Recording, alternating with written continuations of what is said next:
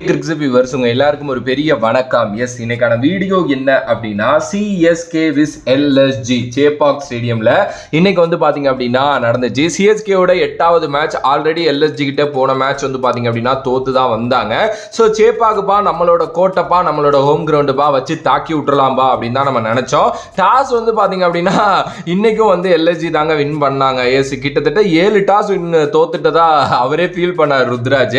But toss win பண்ண உடனே நாங்க ஃபர்ஸ்ட் பவுலிங் பண்ணிக்கிறோம். ஏன்னா நாங்கள் ஒரு 2-3 நாளாக இங்கே ப்ராக்டிஸில் இருக்கோம். ஸோ எங்களுக்கு ரொம்ப நல்லா தெரியுது, டியூ ஃபேக்டர் ரொம்ப அதிகமாகவே இருக்கு.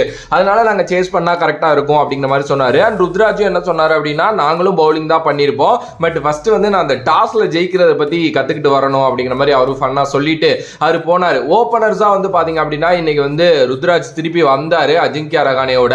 பிகாஸ் ரச்சின் ரவீந்திரா இன்னைக்கு கிடையாது, அவருக்கு பதில் டேரல் மிச்சல் வந்திருந்தார். ஓகே, அஜிங்கியா ரஹானே வழக்கம் போல தான். அவரை பற்றி நான் நிறைய பேசணும், வேற வீடியோவில் பேசலாம். 3 பால்ல 1 ரன் அடிச்சு அவர் அவுட் ஆனாரு. ருத்ராஜ் ஐக்வாட் ஒரு சைடு நல்லா விளையாட ஆரம்பிச்சப்போ நம்மளோட டேரல் மிச்சல் உள்ள வந்தாரு. அவரும் வழக்கம் போல 10 பால்ல 11 ரன் கியூட்டான ஒரு இன்னிங்ஸ் ஆடிட்டு போனாரு.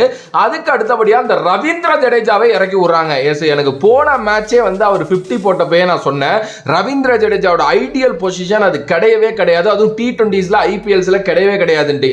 எஸ், அவர் நல்ல பேட்டர் தான், வேர்ல்டு கிளாஸ் பிளேயர் தான், எல்லாமே நம்ம ஒத்துக்கணும். பட் ஆனா ரவீந்திர ஜடேஜா இன் பவர் பிளே அது கிரைமுங்க. அது சீரியஸ்லி ஒரு சமீர் ரிஸ்வி இறக்கி விடலாம், மொயின் அலி இறக்கி விடலாம். என்ன மாதிரி கைண்ட் ஆஃப் மைண்ட் செட்னே எனக்கு சத்தியமா அது புரியல. எஸ், இதை எத்தனை பேர் அக்செப்ட் பண்ணுவீங்கன்னு தெரியல. எஸ், அவர் நமக்காக அடிச்சு வின் பண்ணி கொடுத்துருக்காரு, பட் அது வேற பொசிஷன். நம்பர் 4 ரவீந்திர ஜடேஜா. போன வாட்டி மொமெண்டம் சிவம் டூபே மிஸ் பண்ணி அவுட் ஆனதுக்கு காரணமே ரவீந்திர ஜடேஜா தான். இந்த வாட்டி வந்து அதாங்க பண்ணிட்டு இருந்தாரு. காண்டா ஆயிடுச்சு, கேமே வேற மாதிரி எடுத்துட்டு போயிட்டு இருந்தாரு அவரு. நல்ல வேளை அவரோட விக்கெட் விழுந்துச்சு, சிவம் டூபே உள்ள வந்தாரு. ஒரு சைடு செட்டிலான ருத்ராஜ் ஐக்வாட் இருந்தாரு. ஸோ ருத்ராஜ் ஐக்வாட் அதுக்கப்புறம் சிவம் டூபே 2 பேரும் கேமை பயங்கரமாக எடுத்துகிட்டு போனாங்க. ருத்ராஜ் ஐக்வாட் ஒரு செஞ்சுரி ரொம்ப எக்ஸ்பெக்ட் பண்ணாங்க அவர் விளையாடணும்னு. ஏன்னா நிறைய அவர் மேலே குற்றச்சாட்டுகள் வைக்கப்பட்டுக்கிட்டே இருந்துச்சு. அண்ட் ஒரு T20 வேர்ல்டு கப்போட பேக்கப் ஓப்பனர் பேசுகிறப்ப கூட SSV ஜெய்ஸ்வால் அண்ட் சுக்மன் கில்லுன்னு தான் எல்லாரும் சொன்னாங்க. ஏன்னா இன்டர்நேஷனல் லெவலில் T20ல நல்லா பண்ணிட்டு வந்திருக்காரு நம்மளோட ருத்ராஜ். சுக்மன் கில்லோட நல்லா விளையாண்டுருக்காரு. சீரியஸ்லி அவரை பற்றி யாருமே பேசுறது இல்லை. பட் இந்த செஞ்சுரி அதுக்கான ஒரு ஓப்பனப்பா இருந்துச்சு. சீரியஸ்லி நேத்து வேற ஜெய்ஸ்வால் ஒரு செஞ்சுரி அடிச்சவரையும் எப்படா அடிப்பாருன்னு யோசிச்சா ருத்ராஜ் இன்னைக்கு அடிச்சிட்டாரு. அடிச்சு பிரிச்சு எடுத்துட்டாங்க உண்மையிலுமே லக்னோ சூப்பர் ஜெயின்ஸோட பவுலர்ஸ் 2 பேருமே. அண்ட் இன்னொரு சைடு நம்மளோட 6 சாமிங்க. நல்ல வேளை ஜடேஜா அவுட் ஆனாரு. ஜடேஜா இருந்திருந்தாருன்னா இவரோட மொமெண்டம் டோட்டலா காலியா இருக்கும். ஸோ சிவம் டூபே நின்று பொறுமையா அடிச்சு காலி பண்ணிட்டாரு. ஸ்பின்னர்ஸை எடுத்துட்டே வரல. நீங்க ஸ்பின்னர்ஸ் எடுத்துட்டு வரலாம், என்ன நான் ஃபாஸ்ட் பவுலர்ஸே அடிப்பேன் அப்படின்னு சொல்லிட்டு ஃபாஸ்ட் பவுலர்ஸே வச்சு பொளந்து தள்ளிட்டாரு. கடைசியில் ஸ்கோர் 210. ஈவன் தான் நான் யோசிச்சேன், டியூ ஃபேக்டர் இருந்தாலுமே 210 அப்படிங்கிறது கம்மி ஸ்கோர் தான். இன்னும் ஒரு 10-20 ரன் எக்ஸ்ட்ரா அடிச்சிருக்கணும் அப்படின்னு சொல்லிட்டு. பட் லாஸ்ட் ஓவரில் பெருசாக அடிக்க முடியல. தோனி வந்து ஒரு 4 அடிச்சாரு, அவ்வளோதான். ஓகே, ஸோ அதுக்கு அடுத்தபடியாக வந்து பார்த்தீங்க அப்படின்னா 211 நோக்கி விளையாட ஆரம்பிச்சாங்க. டிகாக ஃபர்ஸ்ட்லேயே சகார் எடுத்தாரு. அந்த விக்கெட் நான் தீபக் சகர் கண்டிப்பாக கொடுக்க மாட்டேன், ஆனால் அது ஒரு இன்சைட் எட்ஜ் தான். ஓகே, அதுக்கு அடுத்தபடியாக ராகுல சூப்பராக பிளான் பண்ணி எடுத்தாங்க முஸ்தபிசூரும் ருத்ராஜ் ஐக்வாட்டும். அது நல்லா இருந்துச்சு. பட் அதுக்கப்புறம் படிக்கல் ஒரு 13 ரன்னுக்கு அவுட் ஆனார். பட் ஒரு side Stoinis the muscle man அப்படின்னு தான் சொல்லுவாங்க ஆஸ்திரேலியாவில். வர பிரிச்சுட்டாருங்க, என்ன மாதிரி விளையாண்டாருங்க. Seriously credits goes to Stoinis. அவர் கொஞ்சம் கூட இறக்கமே காட்டலைங்க, அடிச்சு நவத்தி எடுத்துட்டாரு. இடையில பூரான் வந்து 15 பால்ல 34 ரன், அவர் ஒரு கியூட்டான இன்னிங்ஸ். அதுக்கப்புறம் தீபக் கூட ஒரு 6 பால்ல 17 ரன், அவரும் ஒரு நல்ல innings. But Stoinis came out play பண்ணிட்டார். சிஎஸ்கே கிட்ட இருந்து பறிச்சுட்டு போயிட்டாரு. அவர் நல்லா செட் பண்ணாரு, நான் நின்னா முடிச்சு கொடுப்பேன், எனக்கு அந்த இது இருக்கு அப்படின்ட்டு. நம்பர் 3ல வந்தாரு. எஸ், அவர் நிறைய இடங்கள்ல டாப் ஆர்டர்ல தான் விளையாடுவாரு.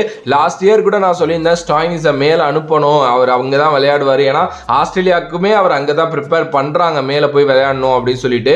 இவன் தான் அவருக்கு இந்த வாட்டி கான்ட்ராக்ட்லாம் வேற கொடுக்கப்படல. பட் பிபிஎல் மாதிரி டோர்னமெண்ட்ல எல்லாம் அவர் மேலே தான் ஆடுறாரு. எஸ், அதனால மேலே வரணும் நானும் யோசிச்சிருக்கேன் நிறைய வாட்டி. இந்த வாட்டி நம்பர் 3ல அமுச்சு வச்சாங்க. பே ஆஃப் பண்ணிட்டாரு அப்படின்னே சொல்லலாம். 63 பால்ல 124 ரன் எக்ஸ்பெக்டே பண்ணல அவர் நின்று அடிச்சு கொடுப்பாருன்னு. 13 4 6 6 196 ஸ்ட்ரைக் ரேட்ல மனுஷன் முடிச்சுட்டு போயிட்டான் கேம் அப்படின்னே சொல்லலாம். எஸ், அன்எக்ஸ்பெக்டடுங்க அவர்கிட்ட இருந்து இப்படி ஒரு கேம் பிளே. சீரியஸ்லி வந்து சிஎஸ்கேவோட பவுலர்ஸ் நிறையாங்க. தீபக் சகர் 2 ஓவர் போட்டாரு 11 ரன். அதுக்கப்புறம் அவருக்கு வந்து ஓவர் கொடுக்கல. துஷார் பண்ணி 3 ஓவர்ல 34 ரன். முஸ்தபிசூர் ரஹ்மான் 51 ரன் 3.3 ஓவர்ல. ஷர்துல் அவரை எடுத்துட்டு வந்து 3 ஓவர்ல 40 42 ரன். மொயின் அலி ரவீந்திர ஜடேஜாவுக்கு ஏன் ஓவர் கொடுக்கலன்னு தெரியல, டியூ ஃபேக்டர் வந்ததுனால கொடுக்கலங்கிற மாதிரி சொல்றாரு. புல்ஷிட். சீரியஸ்லி எனக்கு தெரிஞ்சு தோனி வந்து இத்தனை வருஷமா ஸ்பின்னர்ஸை ஃபுல்லா யூஸ் பண்ணாம இருந்திருக்காரா சேப்பாக்ல? இவரோட கேப்டன்சியே வித்தியாசமா இருக்கு. எஸ், கொஸ்டின் பண்ணணும் தான் கண்டிப்பா, நம்மளோட ருத்ராஜ் தான். பட் இது மாதிரி சில விஷயங்கள் இது பண்ணியே ஆகணும். அண்டு நம்மளோட பத்திரானா 4 ஓவரில் 35 2 விக்கெட், கடைசி ஒரு ஓவரில் 17 ரன் இருந்தப்போ எனக்கு தெரியும் அந்த கேம் முடிஞ்சிடும் 4 பால்லன்ட்டு. அதே மாதிரி வந்து பார்த்தீங்க அப்படின்னா 4 பால்லே கேம் முடிச்சிருச்சு, 3 பால்லே முடிஞ்சிருச்சு, ஒரு நோ பால் வேற. எஸ், ஆப்வியஸ்லி வந்து பார்த்தீங்கன்னா ரொம்ப ரொம்ப ரொம்ப ஒரு ஒஸ்டான பவுலிங் அண்ட் டியூ ஃபேக்டர் வேற வேலையை காட்டி விட்டுருச்சு. அண்ட் சீரியஸ்லி ஒரு சில சேஞ்சஸ் இந்த மேட்ச் என்னதான் ருத்ராஜும் சிவம் டுபேயும் அந்த அளவுக்கு அடிச்சிருந்தாலும் ஒரு சில பேட்டிங்கில் சேஞ்சஸ் அண்ட் நிறைய பண்ணி ஆகணும். அஜிங்கியா ரஹானேயோட பொசிஷன் அது வேண்டவே வேண்டாம். நீங்கள் ஓப்பன் பண்ணணும், உங்களுக்கு யார் கூடயாவது அப்படின்னா சமீர் ரிஸ்வி எடுத்துகிட்டு வந்து ஓப்பன் பண்ணுங்க, அந்த பையனுக்கு ஒரு லாங் ரன் கொடுங்க. அது பண்ண மாட்டானுங்க நம்ம சொல்கிறத.